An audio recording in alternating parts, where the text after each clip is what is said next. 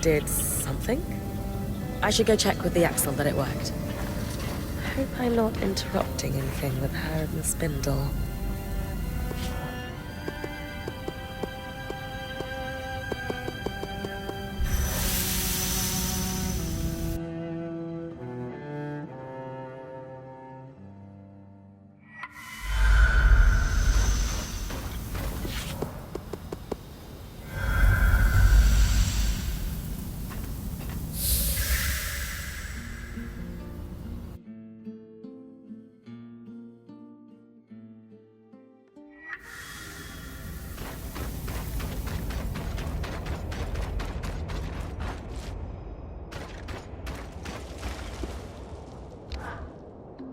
Isla, I've loved watching you work on the loom gates with Karnatame. Oh, yes. These changes will do wonders for the Enclave. We're making a real difference. Oh, for sure. And the two of you get along really well. Historically, the enchanters and the crafters haven't always aligned, but we found plenty of common ground. How about outside of your official duties? What do you mean? I guess what I'm asking is, do you spend any time with her outside of work? I'd never considered it. I tend to keep to myself. Besides, I'm sure she would rather be buried in her pile of requisitions than entertain me. Isla, word to the wise, no one wants to be buried in requisitions. Huh.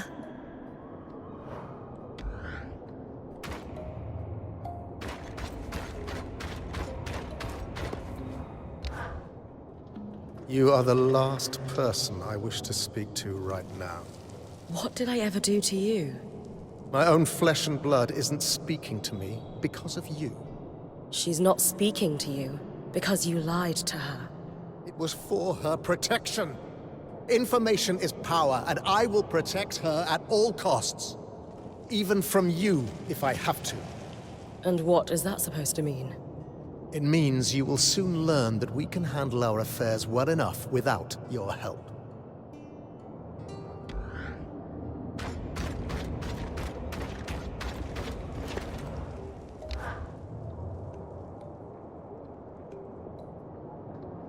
So the curves of the metal suggest... I definitely think an enchanter had a hand in this, as well as someone with intimate knowledge of the loom gates. Those two people could possibly be one person even. Though I can't fathom who it would be. Keeping yourselves busy, I see? It's a conundrum for the ages, that's for sure. Ah, Brynn. You're back. You've done amazing work with the resonance modulator. I'm certain this will be a turning point for us. Thanks. But how do you know it worked? The loom gate started glowing a strange color before you arrived. I took it as a hint that you'd succeeded.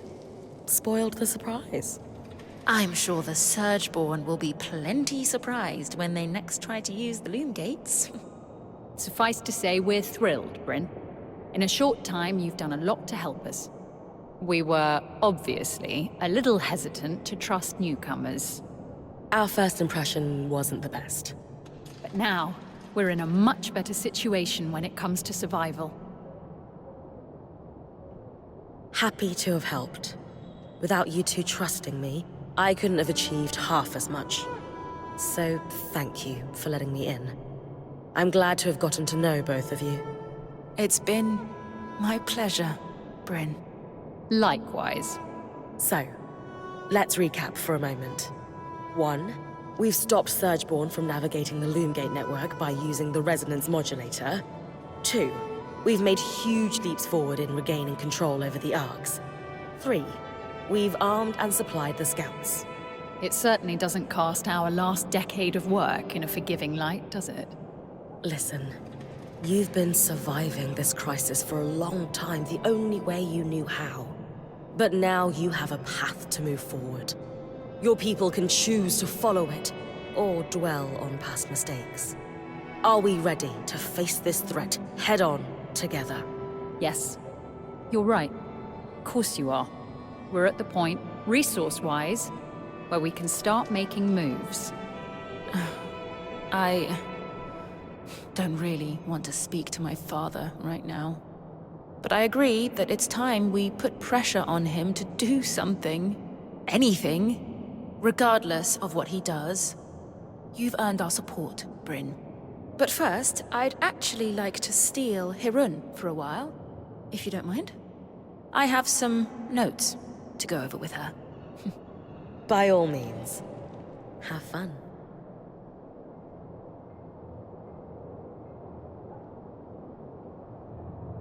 I suppose I'll just get right to it. Why do you treat me differently? What do you mean? Everyone else gets the stern you, the you who's in charge, the Axel. But I get the friendly face, the compliance, this you who I don't understand. Is it because of my dad? Because everyone answers to him? Are you trying to get close to him through me? I can't handle it, Hirun. I need to know that I'm not just being manipulated by everyone around me. It's not because of that. Then... what is it? I spend time around you because I want to. To see you, to speak with you, to work alongside you. To see the look in your eyes when you solve a problem. Skies, I shouldn't... None of this is... If we could find somewhere else, beyond the gaze of the hold... Hirun. Stop. Take my hand. And we'll go. I have a place in mind. I didn't see it before, but... I think... I would like to tell you of the ways in which you are important to me, too.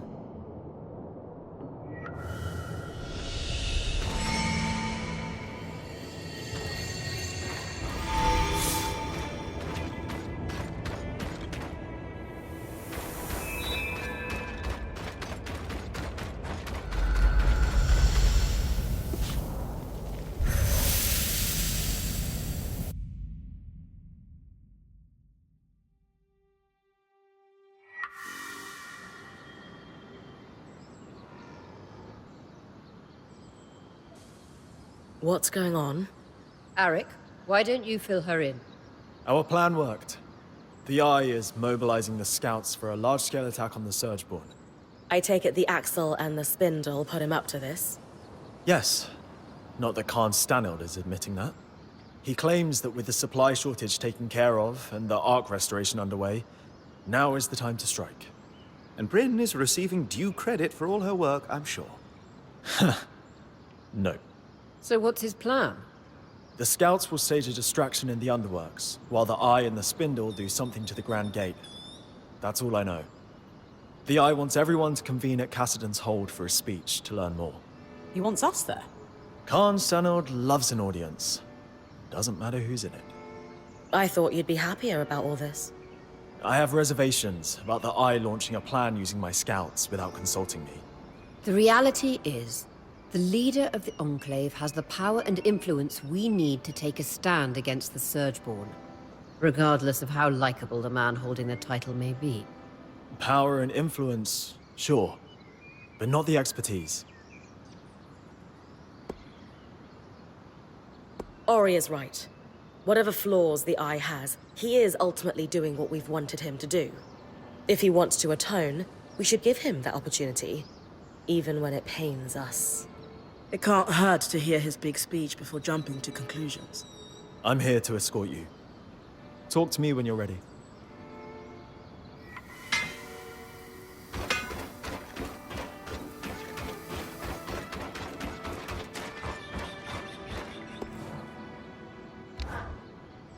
Ever since we learned of the verdant mines, I haven't been able to stop thinking about them. They were clearly well-resourced in regards to both labor power and knowledge. And they had an extremely intimate knowledge of the Enclave's technology. But do you know who was around to see their rise and fall, but hasn't spoken a word about it? Cassidon's hold's biggest ass? The very same. I just think it's interesting how he's kept quiet about it. Don't you? I don't expect much from him. I don't know if he was involved with the events surrounding the Verdant Mind's attempt to take down the Veil, but he certainly bore witness. So what are you thinking? I'd like to send you out on a fact-finding mission for now. Meanwhile, I'll pore over my existing research for clues. Gotcha. I'll be back when I found everything you're after. Thanks, Brynn. I'll get to work here, too.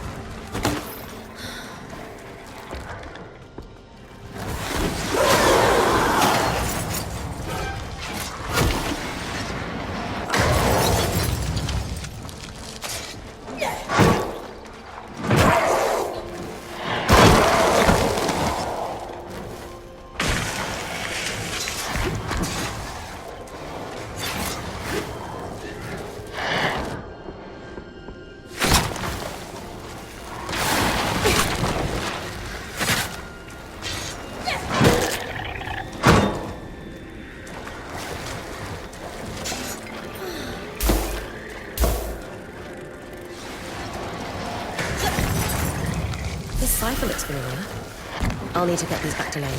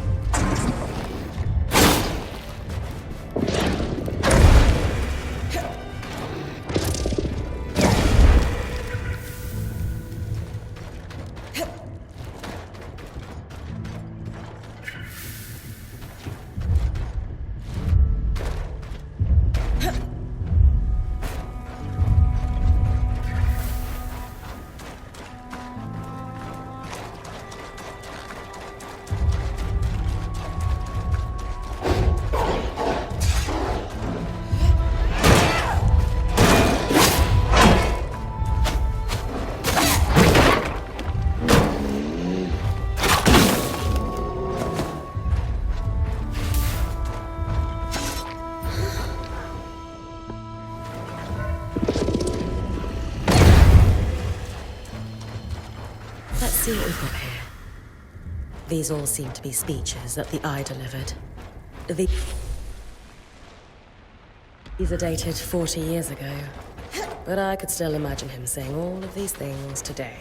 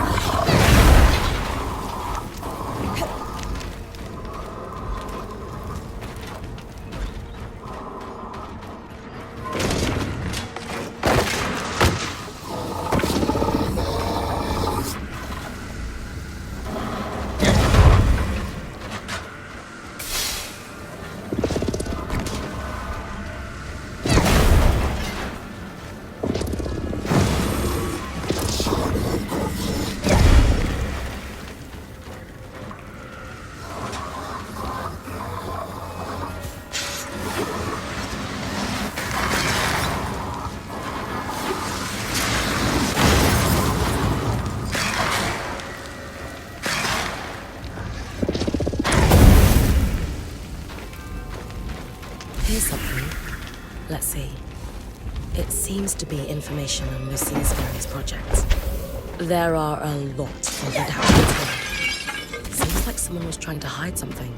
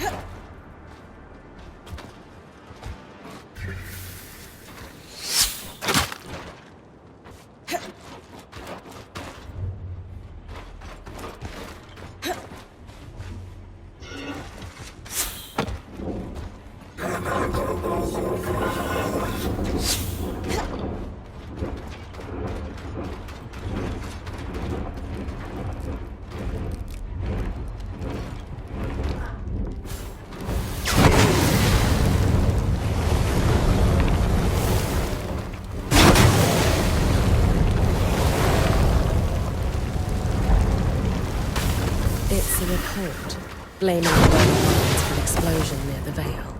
Supposedly, this explosion was the cause of the cyclical miasma floods. But we know that the floods were caused by Asylum. This doesn't add up.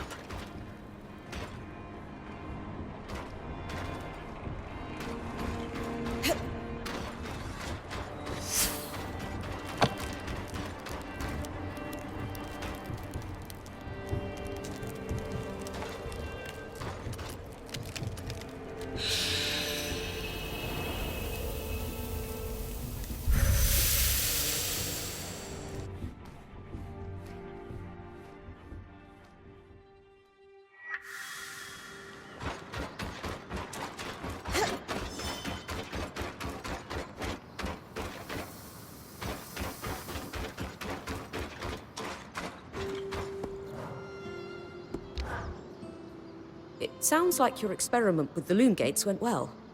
With the axle and the spindle?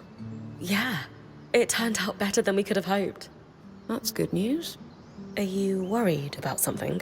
Worried? No. Holding the infinite weave of possibilities in my mind. Yes. Do you think the resonance modulator could be used to keep certain kinds of people out of the Loomgate network too? I'm really not sure. What makes you think about that? I believe that the Eye would lock us out if he could. He has a great tactical mind, after all, even if we haven't exactly seen it in action yet. And he's made it clear that we're not exactly welcome guests, so it's not a huge leap, is it? Plus, we've handed these designs over to his daughter, of all people. Well, you haven't had a chance to talk to Isla yet. She definitely wouldn't let that happen. At the very least, she'd give us a heads up. Why don't you talk to her sometime? I think you'd get along. I suppose I should, yes. After my next round of experiments, perhaps. Speaking of, I should really get back to it. I'm glad to hear that all is not doomed, too. Thanks. Not a problem. One of the greatest tragedies of the Surge is the loss of stories. The Enclave might not be that old, but with so many dead to the Surgeborn, their memories most certainly died with them. I can understand that. Oh? My parents' generation tend to stay quiet around the fire. Whatever stories Khanhanders had were beaten out of us by public lashings and prison camps. And we haven't had time since independence to start telling new ones. Ah, yes. Brynn of Carnhaven. I almost forgot. Wait, like what Dom called me? You were listening? I always am. Habit born of a Udean upbringing, I suppose. But, yes. I suppose the similarities are there, aren't they? A population whittled down by catastrophe. Stories lost. Did you ever have the urge to press a little harder? To try and learn just one or two stories? Even if it was painful for the person telling them?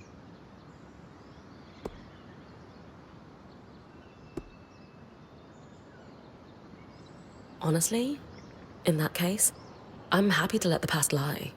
If I didn't want to look forward, I wouldn't have left to join Aaron's Weaver Band. And I wouldn't have ended up here. So I'm here to live new stories, not to dwell on the past. I understand the drive. But do you think perhaps you might have been running from the grief too? Not to make assumptions, but it can't have been easy growing up in a culture steeped in such loss. There's joy in freedom. And even though that's what independence promised, I didn't feel like I had that at home. I understand. The physical chains are gone, but the mental binds remain. Perhaps our presence can help the denizens of the Enclave avoid the same trap. I hope so.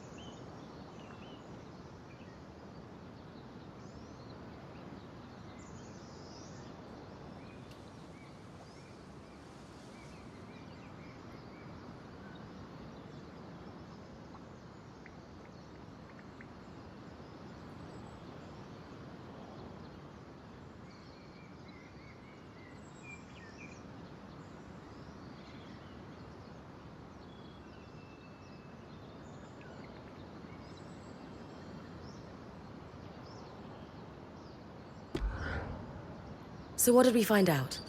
Any big revelations?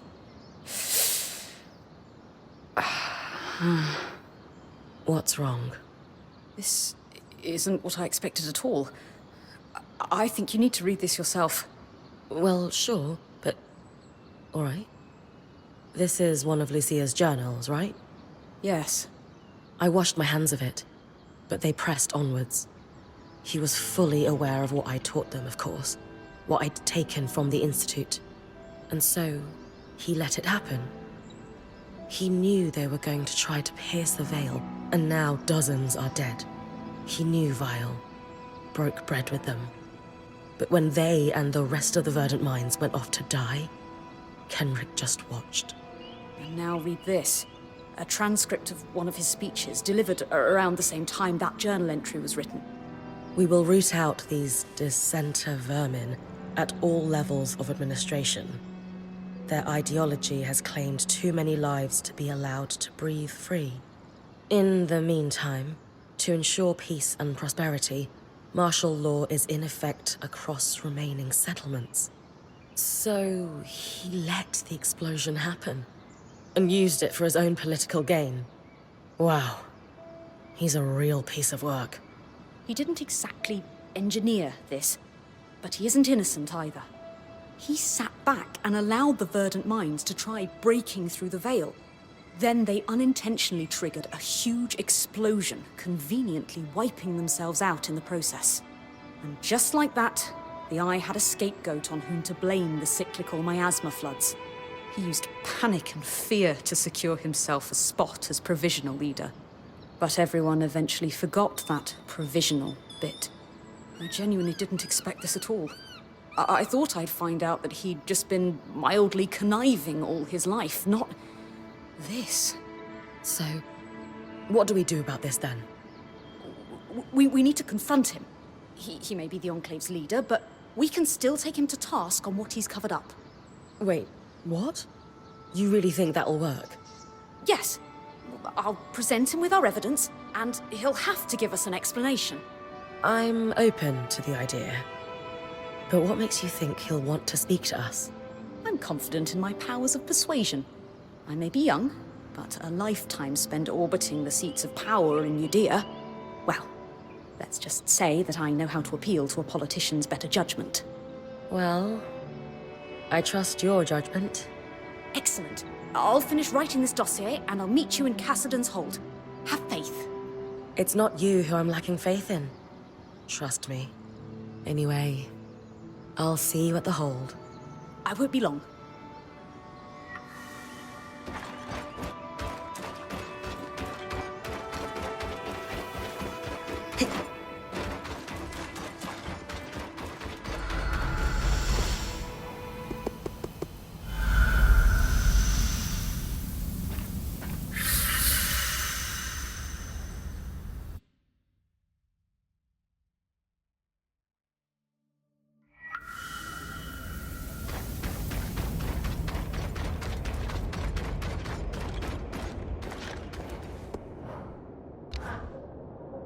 Oh, Brynn. You were right. About the requisitions. Obviously.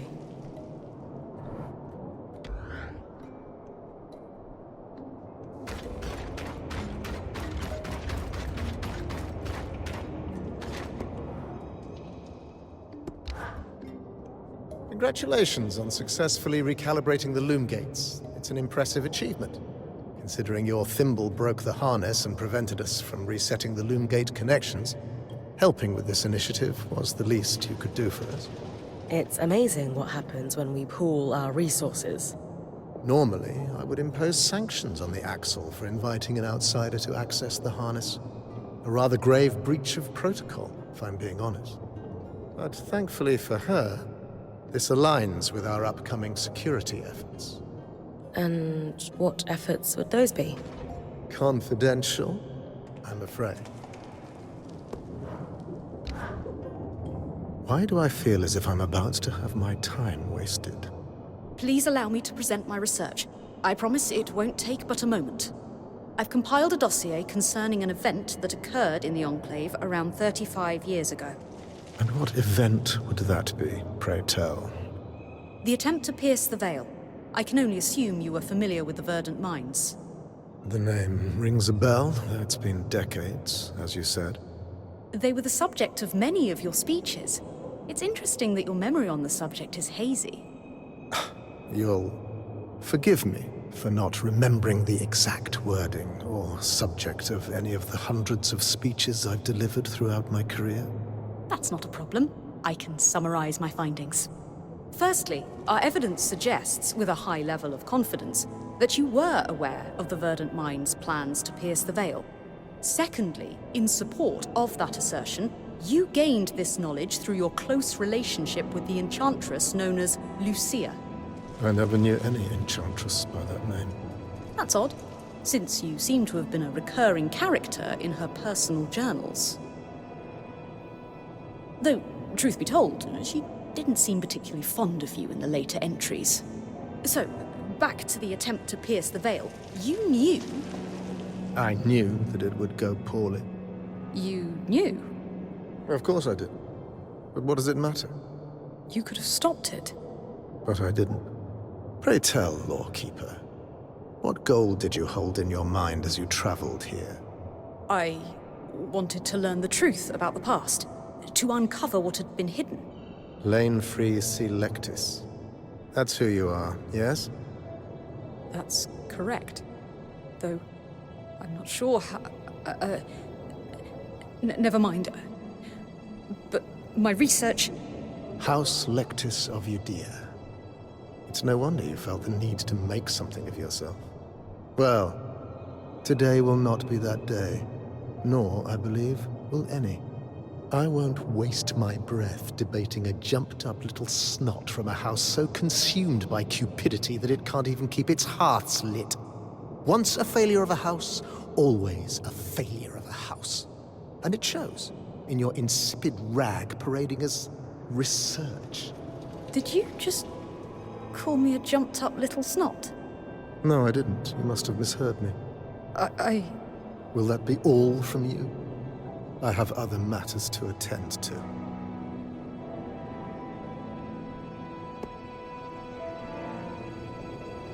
Skies! That is enough. Lane deserves better than this disrespect. You dare to speak of respect? You, who broke into our home, who undid Asylum, who attempts to destroy decades of societal progress. I'm trying to help rebuild the Enclave, not destroy it. Self-important jerks like you aren't helping. I have single-handedly held back the tide of oblivion. I'm not self-important. I'm a damned hero. You and your lackey will remove yourselves from my presence, or I'll call the guards. Brynn, thanks, but it's not worth it. I need to go. Skies above. I was worried this would happen.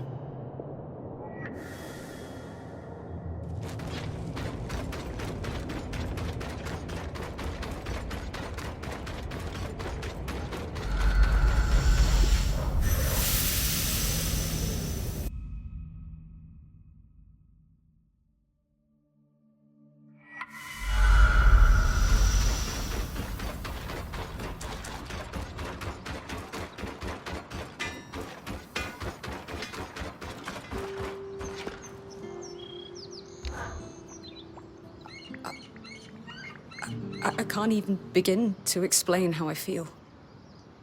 This is a disaster. Did I make it worse? No.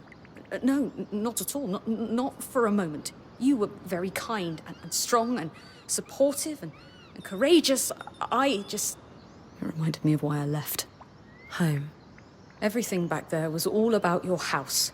Your actions or intent never mattered. And when I tried to forge a different path in life, the knives came out. I had no real choice but to leave. I thought I had left it all in my past, but now, here we are.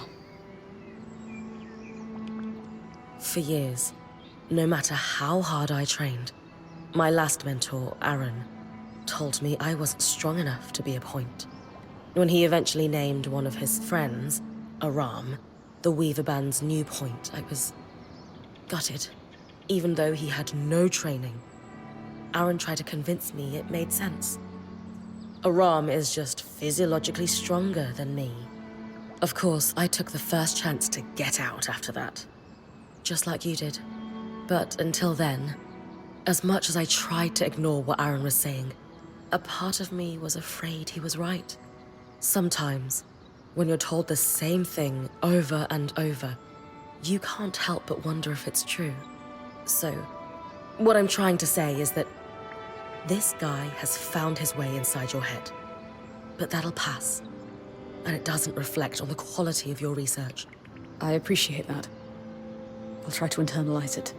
But for now, I think I just need to consider my next moves. It might take a while. Take all the time you need. Thanks, Brynn.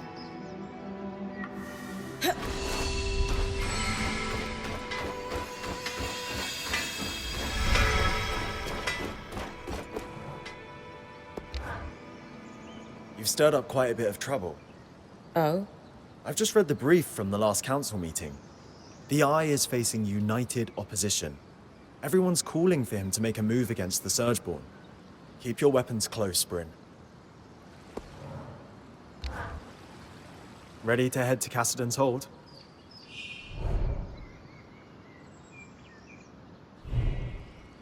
As ready as I'll ever be.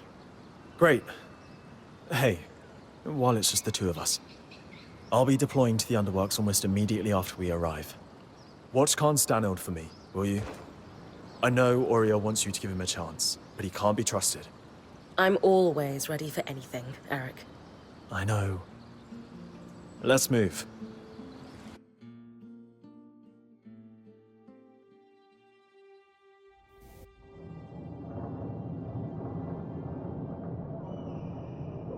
Decades of caution have been rewarded, friends. For this moment, and not one sooner, is the precise time to strike. Today, we wrangle our lands free from the Surgeborn's grasp and reclaim our hearth once more. Whatever it takes. None of this could be possible without the esteemed prowess of the Spindle. Her work on the Arcs has laid the foundation for my plan. She and I will proceed to the Grand Gate at once.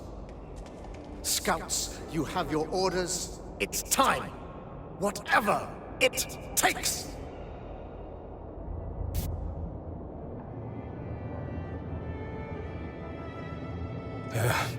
Brynn, you need to come with me.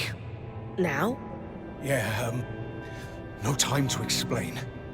And Aurea, you should get on the scry. All right. Whatever you need. Let's go. Sev, I know you said there's no time to explain, but want to give me a clue as to where we're going? So, obviously I've been working with the Eye. And well, he had me repair the Grand Gate. It's connected to this place called the Source, and I guess that's where the Surgeborn came from. He's got this plan to go there and solve this problem once and for all. Right. I heard that part of his speech already. What does this have to do with us sprinting like an Ash Peak Drake is on our heels? So there's, it's better if I just show you.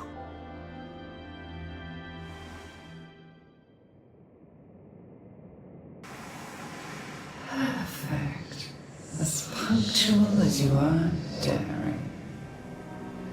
Sev, what's going on? I don't know. Oh, don't blame him. He's merely a puppet. Ironic, given I'm the one all tangled up. So you can talk? Of course. Only language could allow me to prey upon Kenrick's exquisite inadequacies. You've been talking to the Eye? Manipulating him?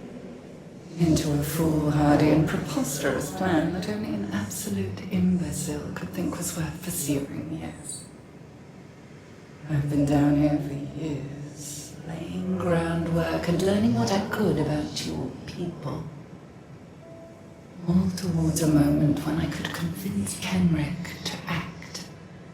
I almost despaired he ever would. And then, along comes you. Me? Oh yes. Kenrick is threatened by you. Terrified, even. In your brief time inside the Veil, you've accomplished so much more than he has in decades. Not that that's saying much. Still, you are the perfect catalyst for change. We have that in common, as you will discover in time. So now, he's going to open a gate to the heart of the Enclave, convinced he can recover it from us. And the one person I worry might be able to stop us is here, talking to me. You're fast, but even you can't run to the rescue now. You've thought of everything. Except, why tell me all this? Because you're too late to stop us. And even if you weren't, no one would believe you. Sure. Unless they were listening. Quit taunting it, Brynn. We've got work to do.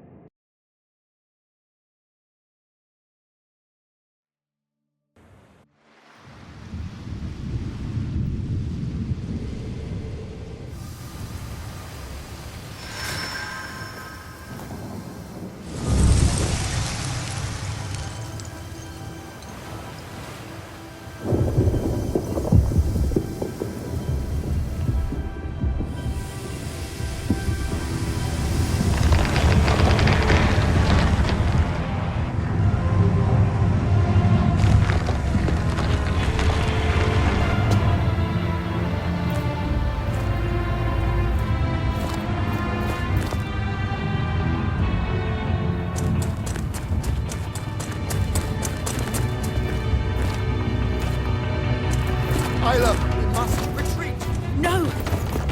I'm staying to fix this.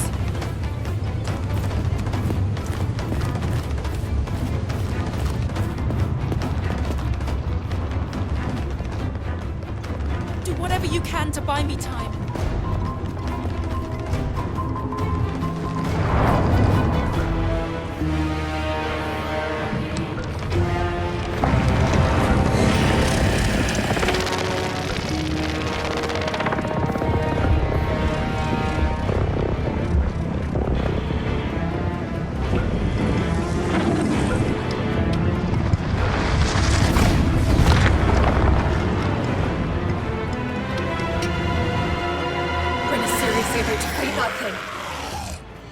The spindle told her to buy time. Let's hope Isla doesn't take too long.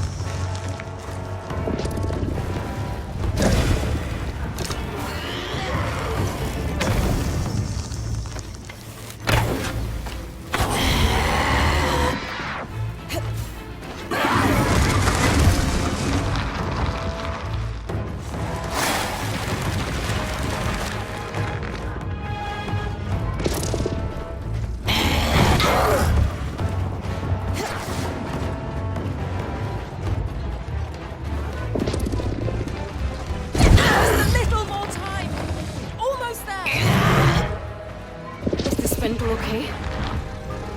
She can't be. No.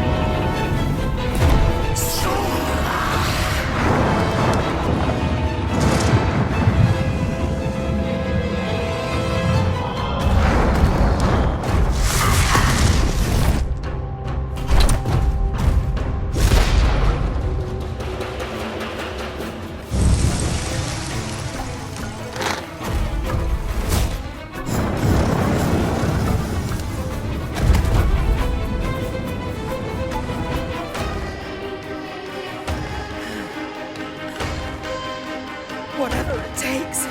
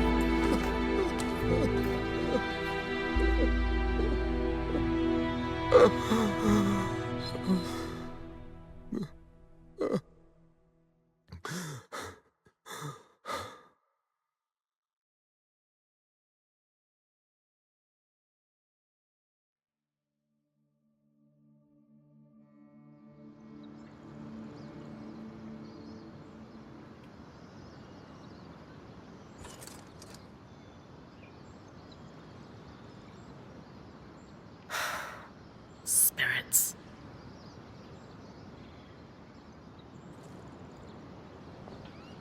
Okay.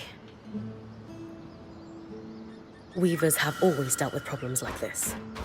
Well, not just like this, but yeah. We'll figure it out. Aurea. She'll know what to do.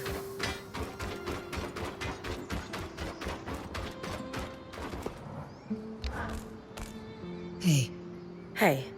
How do you feel? Okay now, but it was touch and go for a while.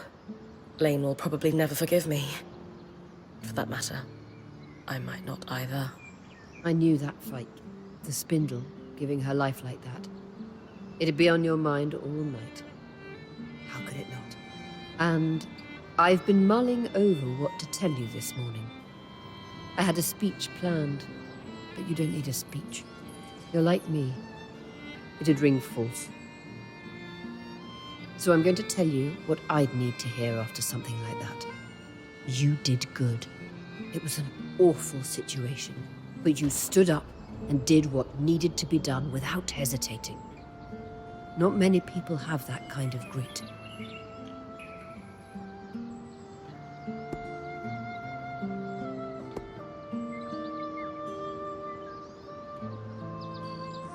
You're right. I think that was what I needed to hear. Thanks, Aurea. You deserve it. You've come so far in here. We've all had to adapt, but you more than anyone. Look, I know you, Brynn. You're made of stern stuff. You've the mountains in your bones.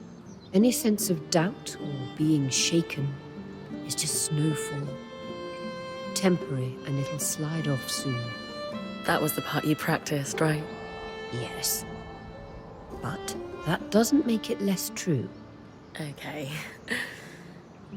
Okay, thoughts on what we do next? We obviously need to deal with that beast, but where to start? We need to get everyone together.